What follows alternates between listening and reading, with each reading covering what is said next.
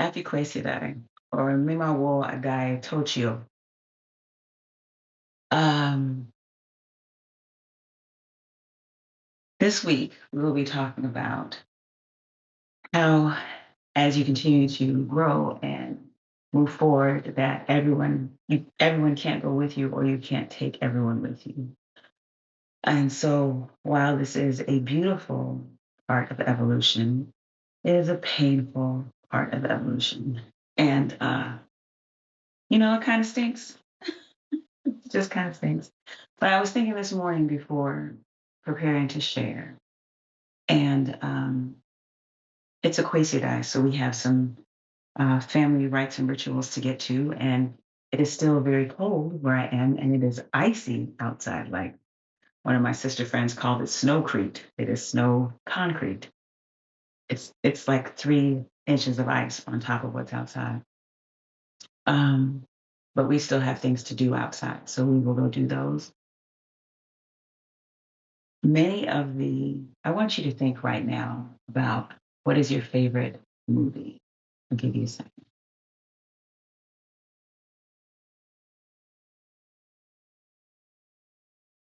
What is your favorite movie?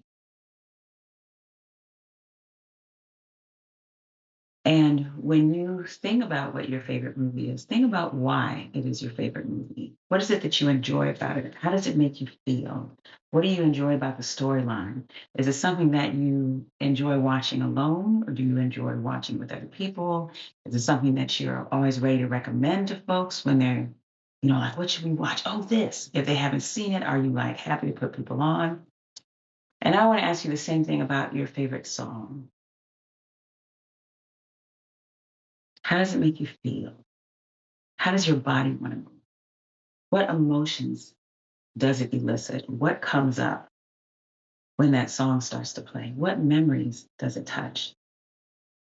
Your favorite book, especially a book that you may have read until the pages fell off, or even if it's a new one, what did it connect to? What other things in you did it light up? Oh, your favorite piece of artwork, like something you can see on the wall. And maybe not even your favorite, but the last one that you saw that made you go, wow, wow. Like, can you even describe what it touched? I say all that to say, when I think about some of my favorite songs that I like a lot, they are either voicing for me something that I haven't voiced yet, or I was not able to voice on my own. They're giving me entrance into worlds that I may not have the experience to have entrance into. They are giving me the emotions for things that maybe I have not experienced outwardly, or I've experienced it was hard, or I've experienced it was great. And, I needed a place to open up that experience to either open it up to heal it or magnify it to express gratitude. With movies, science fiction is my jam, and black rom-coms. The Matrix is one of my favorite movies. And when it comes to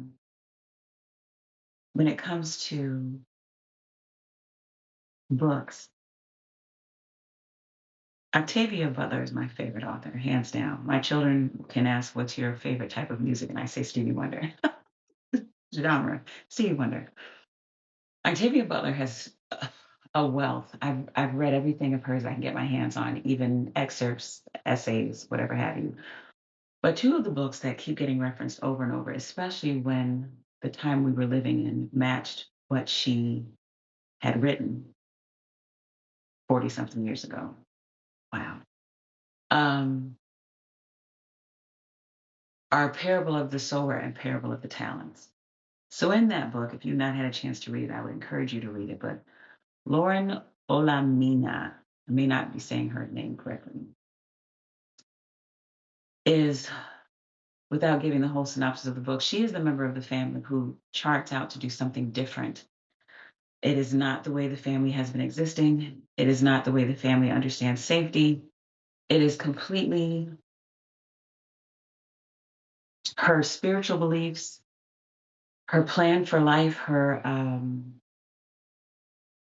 emergency plans, escape plans, her plan for building society are loosely connected.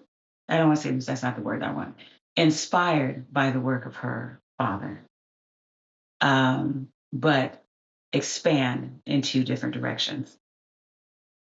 Because of what she does in this book, because of the prophetic work of Octavia Butler, these two books are quoted often. And for them to be fiction books, they are quoted in places where nonfiction is occurring, where inspiration from fiction would bring light and help to real world examples, which is what good books, good literature, good art does anyway. One of Octavia Butler's daughters, Nendi Okorafor, has a book called Death of the Author. And I don't want to give that one away either, but the main character is, I guess you could say she's the black sheep of the family, but she's the innovator of the family. She is she is the connection between the past and the present and the future. She creates worlds. And I think about the art that I really enjoy is not safe. It's not a repeat of everything that has come before. It is not the same old, same old. It's usually something unique. It's something that feels brand new. It's something that like sets all my senses off and it tastes brand new to my brain. It is something that makes you go, my goodness, I would have never thought of that. For those things to occur, they have to not be not be coming from the place of acceptance. They have to not be coming from a place of safety. They have to not be coming from a place of this is how it has always been done. They have to not be coming from a place of these are the expectations for this artist, author, musician, whatever, whatever, whatever. But those are the things that light us up. So as you move forward this week, looking at how alignment for you may mean temporary or permanent moving out of places that were comfortable. Acceptance and comfort do not create innovation and newness. Discomfort, knowing that there's a need for something new, listening and being the old crazy lady. I always tell my children when they watch movies, I said, well, I want to be the old crazy lady. Uh, when you see her in, especially in like animated films, she's the sage. She's the she's the one that everyone else is like, oh my goodness, she's nuts, but and they go to see her when they need help. They go to see her when they need clarity. They go to see her when they cannot see beyond where they are. So I want to encourage you that if you are in a place where it feels like you may be misunderstood and you know you're moving in integrity and in the best possible way that you can, when you're being called into places that are uncomfortable, being called into places um, that are not safe the way that you understand it, to be okay. We are going to end this week with a story and stretch for everybody. Usually I do that class for children, but we're going to end with a story and stretch that's good for everybody in your house. And um, in this particular story, I'll share what it is later in this week. In this particular story, two of the protagonists and I guess the secondary protagonists um, cannot be understood by everyone else around them. They just can't. And it's necessary for them to be misunderstood to a point. Well, not even to a point. It's necessary for them to be misunderstood so that the understanding that they have is made available to those around them because the survival of those around them depends on them being willing to move forward and being misunderstood. It depends on them being willing to move forward, listening to that still quiet voice, listening to ancestor shrines, listening to the message that they hear that is not apparent to everyone else around them. So I want to encourage you that as you're moving forward, as you're moving into the places where you were called, if your community can't join you right now or ever, if your family cannot join you right now uh, or ever, and I don't mean to say that everyone will disappear. There just may be a different level of engagement. There may be a space where you are called to share with those you love what you see and to allow them the space to grow into that, allow them the space to develop what they've been called to because you are moving so confidently and consistently in what you have been called to on your journey. Sometimes sometimes our moving forward is the spark for other people. Sometimes it's the there are two proverbs that my children and I have gone over and over and over before about the elephant and how the elephant removes the vine creepers for those that come behind the elephant, or the elephant clears the dew off the grass for all who follow. So if you are headed out into the tall grass or the vine creepers, it's not easy. It's wet, it's tangled, it's not easily visible. There is not a clear path. But I want to encourage you. I want to encourage you and support you in moving forward in that and knowing that it won't completely be alone. There are always midwives and doulas and people who show up as you walk forward to help you clear your path, to help you move confidently in the direction of the path you are clearing. So, a couple more stories before I go to celebrate Equacidae is elephants are very tight knit societies. They're not loners. At some point, I mean, there's mating things that may be some loner material behavior, but they are very tight matrilineal societies. They babysit, they watch out for, they raise the babies together. They are not alone.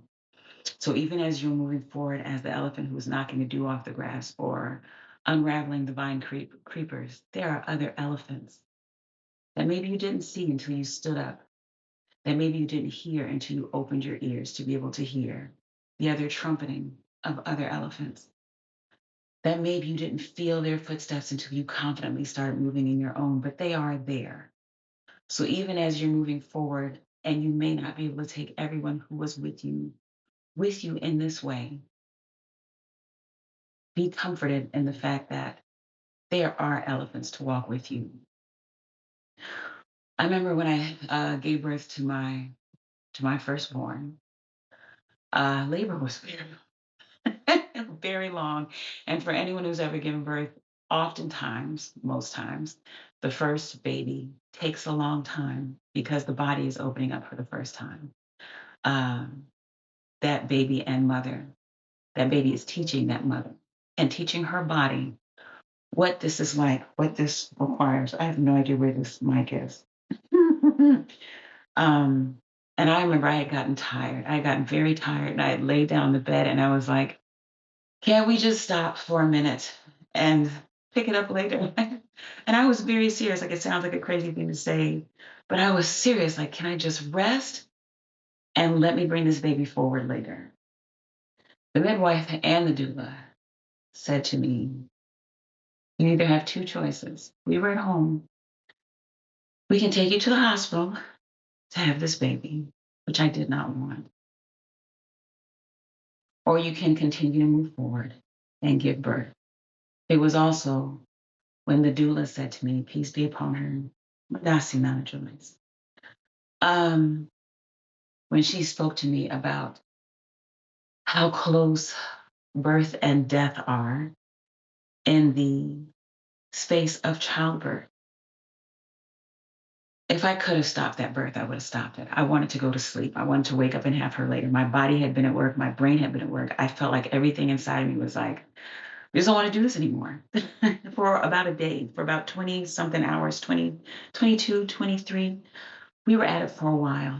And right before, it was almost like right before she came forward, I was like, I'm done. I don't want to do this anymore. We had been in and out of the birth pool, yada, yada, yada. These are things you'll hear about later. But um, me choosing not to give birth to her would not have just cost her life, it would have cost mine.